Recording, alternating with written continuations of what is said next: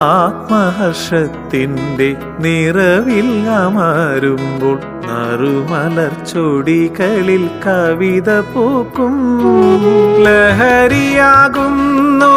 ധന്യമാം നിമിഷത്തിൽ ഓമനെ ഞാൻ നിന്നിൽ അലിഞ്ഞു ചേരും. പ്രിയേ